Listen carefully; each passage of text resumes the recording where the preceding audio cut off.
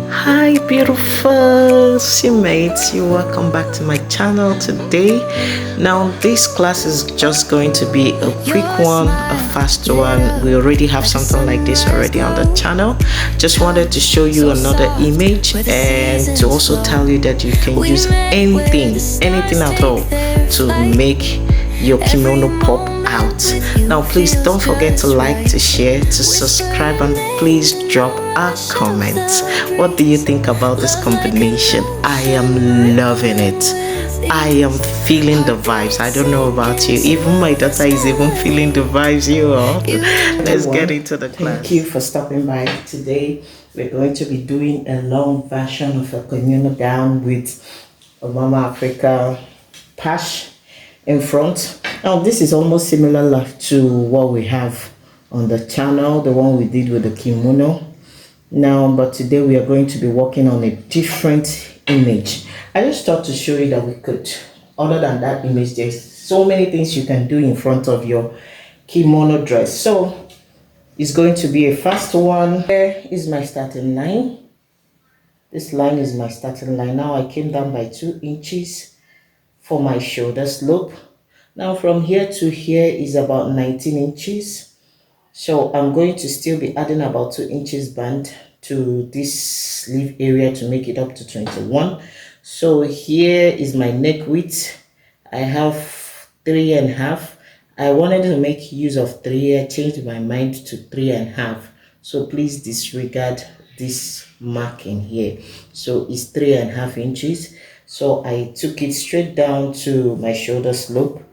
This other line is my seam allowance for sewing my shoulders down.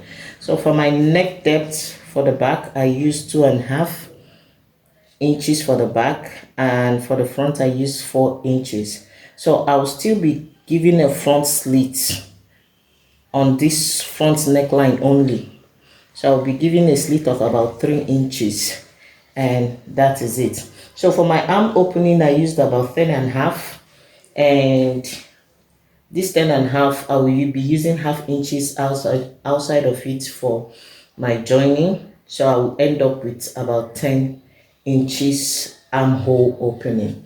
So I still came down here to take my waist measurements. Remember, you have to note your shoulder to your waist, your shoulder to your hip. So I don't want to have too many marking on this because it's a white material. So I noted it, which is here, about 18 inches from my shoulders. I took my waist measurement, which is about 10. I added 1.5 inch for my ease and another 1.5 inch for my seam allowance, for my sewing allowance. I did the same thing on my hip, about 11.75. I added 1.5 inch for ease allowance and another 1.5 inch for my stitching allowance. So the measurement I had here, I took it straight down to the full length of this dress. It's going to be about 58 inches. My normal full length is about 60, but I don't want this to be fully getting to my full length. I want it to be stopping somewhere around my ankle so that whatever I put on, it will be visible. Yeah. So on the second thought, this second line that is inward that you're seeing here is me changing my mind. I decided to have this a little bit tapered on the down part because this dress is going to be having a long slit on both sides. So I decided to make it a little bit tapered on that end at the full length. So that's why you have that second line, this line. So I'll be cutting on this line because I want it to be a little bit tapered on that full length. So feel free to do what works for you. You can use the straight line of what we have on the hip straight down to the full length, or just like me, you can do a tapered one, especially if you're on a plus size like me. So that's about that. I'm going to go ahead, cut this out. Now I will be cutting a facing for both the front and the back. As you can see, they are both on fold, and yes, it's folded into 4 pieces. Here, as you can see, this is the first fold, the first two fold, this one and the long one that extends outside. So I take it that we know how to fold out for our kimono dress. So here, that is just simple. So cut out the facing for this, and see you on the sewing. Okay guys, now this is the image I'll be working with. These are the stages I passed through to get to the full image. So this is what we'll be working with for this project. So here we are. I have gone ahead, cut out my facing. Remember that I used an interface for my facing to give it more stability. So I've gone ahead to turn the neckline.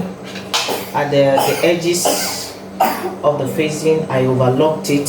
So I've turned the neckline, turned the V. Remember I told you I will be having a slit. I've turned the slit and I've given it a good press. So I've also gone ahead to add my image. Yeah, yes, where I worked on a new image. Now this is almost similar like to what we have already on the channel. So if you want to know how we do these patches, you go and watch the previous videos. It's very explanatory. Just that this is a different image and just a little few changes where we do not have our stitches very visible. No, this one was an invisible stitches, but basically it's the same technique. So I've gone ahead to place mine. Feel free to place whatever image you want to place. It could be shapes of different patches, it could be anything that you can come up with. So this is what I came up with, and I've gone ahead to use my zigzag machine to do this, hold it down to the dress. So as you can see, and I think it's beautiful, don't you think? If you think it's beautiful, please type that in the comment section. Let me know that this image was worth my while. Now this is what the back looks like. When you do this probably very well, the wrong side will always be simple and neat. So all I have to do now is to just bring my back. Yes, this is my back. This is my back. I've also turned the neckline, giving it a good press. Remember, it has interfacing, so make sure to overlock your edges. It makes it much more neat. So all I have to do here is to bring my front and my back and hold it down at the shoulders. Now if you've been following this channel, you know how we hold our shoulders. Okay, but for the sake of maybe just to recap, maybe, so this is what we have.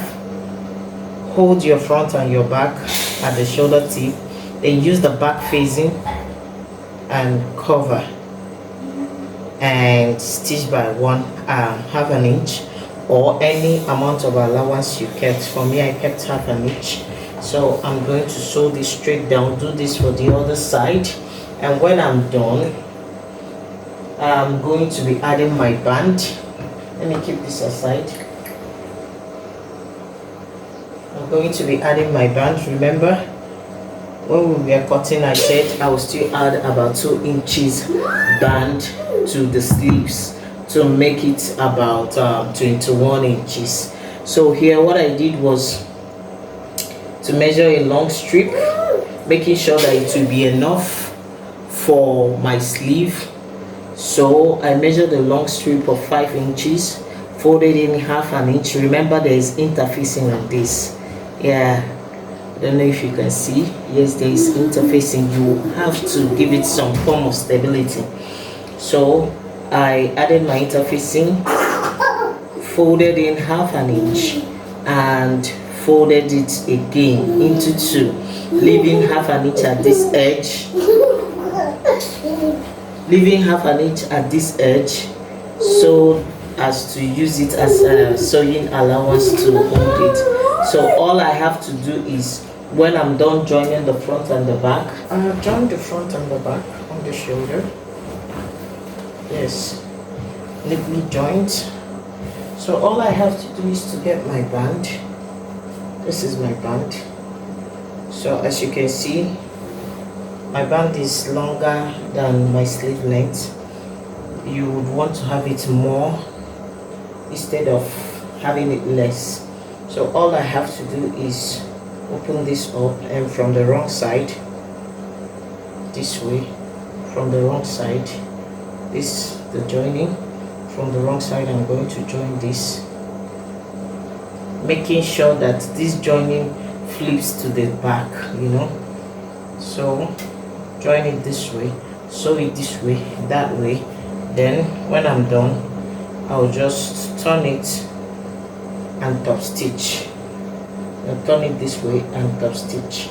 Now I usually like, when I'm done sewing this, before I top stitch, I usually do use my hemming gum to hold it down, so that it will be easier for me to top stitch. No stretching, no whatever mistakes. So if you like, you can give that hack a try. It works for me. So I'll go ahead, do this, and join my sides. Ta-da! Remember, this dress is going to be having a long slit.